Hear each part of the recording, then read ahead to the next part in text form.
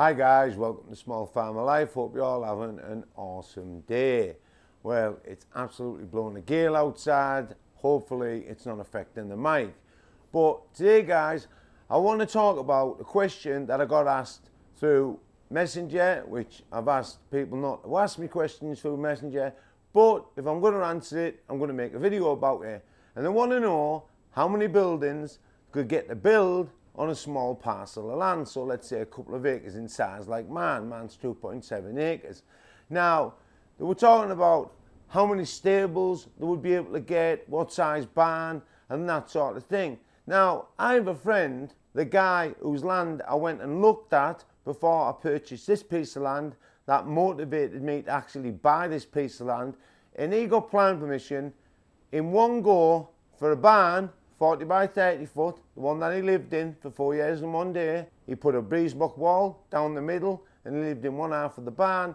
He got planning permission for around about 4 stables and a tack room. He got planning permission to keep the temporary buildings that were there already, so some shipping containers and that sort of thing. He got planning permission for a polytunnel. I think that's about it, but it was only on about 2 acres. Now, when I went for planning permission for this piece of land, for the stable block that I'm sat in right now, council said the maximum amount of stables I could build on this piece of land was 6, but I went for 5 and a tack room, technically 6 stables. And this is because they say that the horse should have a minimum of 1 acre of land for grazing. Now, I've seen stable blocks, like the guy who does doggy grooming, it was 8 stables in one block on less than 1/8 of an acre of land.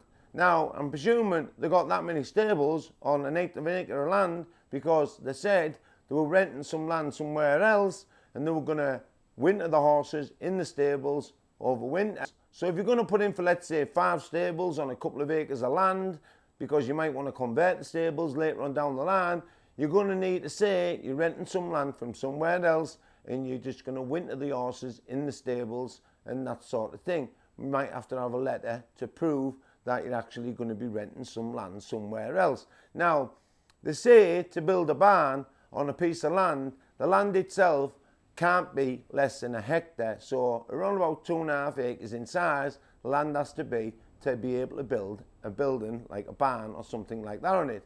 If it's less than that, they won't let you build a barn on it. But that's not true either. I think it's down to the councils and the local planning departments in your area where your land is. And if you're in an area of outstanding natural beauty or a conservation area or somewhere like that, it's probably going to be harder to get planning permission for a lot of stables or a barn on a smaller piece of the land than it is if you're in an area like I am, where it's not an area of outstanding natural beauty and it certainly isn't a conservation area. But it all depends on what you're going to do with the land, because if you've got a business idea that requires a barn of a certain size and maybe you're going to be breeding horses and you need a certain amount of stables, a certain size of stable, like the stable block I'm sat in now. This is 2 stables joined together, and this could be used for a mare that's in foal and she's ready to give birth, and she could give birth in this size stable.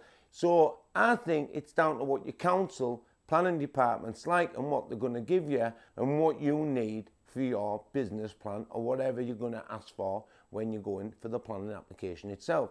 Because if you've only got 2 acres of land and you're asking for a barn and a set of 5 stables and maybe a polytunnel, they're going to be wondering why you need all of this on such a small piece of land.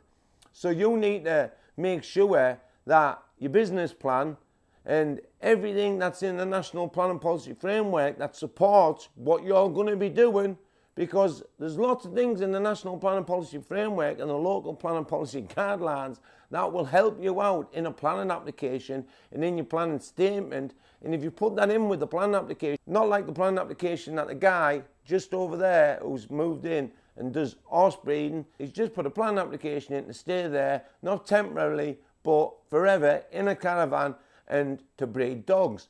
And his planning application is one piece of paper. That's his planning statement and his business plan. He hasn't put no thought into it whatsoever. He hasn't researched anything. And I'll guarantee the council will reject it, because councils just won't let people move onto a piece of agricultural land if you haven't got everything in order. If you've got everything in order and you look like you're actually committed to the business that you're going to be doing, so you've put a lot of research into it, then the council are going to believe you a lot more. It's like if I was going to put in for the stable block on a small piece of land, I was always asked for more. I would always ask for, say, 6, 7 stables, and then when the council comes out and goes, well, it's only like 2 acres in size, you shouldn't need that amount of stables. Maybe I only wanted 3 stables, so you're overbaiting the yoke. So when you go fishing, you don't put too much bait on the yoke. Well, this time you're going to overbait the yoke. So when the councillor comes out and says, I think that's too many stables, but you only wanted really 3 stables and a tack room. So if you wanted to convert that into a bungalow or something later on down the line, you've got to remember you can put an extension on it after you've converted it. You could get like a 2-bedroom bungalow with 3 stables and a tack room, and eventually you put an extension on the stable block. So if you'd ask for more, when the councillor starts nibbling at the yoke and wants to bring the size of the stable block down, well, you can just say, well, what about if I don't have 7 stables and I just have 3 stables and a tack room? And the councillor, instead of nibbling at the yoke, you've given them a mouthful, and well, they think they're winning in negotiations and they're going to support your planning application. It's like if you go for a barn, you want a 40 by 30, ask for a 60 by 40. Now, you might be thinking, well, what if they grant planning permission for 7 stables or a 60 by 40 barn? Well, just build the stables that you can afford to build. So if you can afford to build 3 stables and a tack room, build 3 stables and a tack room, and then pour the concrete foundation for the other stables. And when you come to build them other stables, when you've saved up the money to do so, you don't have to put in another plan application to do it, because once you've started the building process, you don't need to put in another plan application to carry on with the building process. Same goes for the barn. If you put in planning permission for the 60 by 50 foot barn and they grant that planning permission, but you only want the 40 by 30 foot barn, then all you got to do, build a 30 foot by 40 foot barn, but pour the foundation for the larger barn.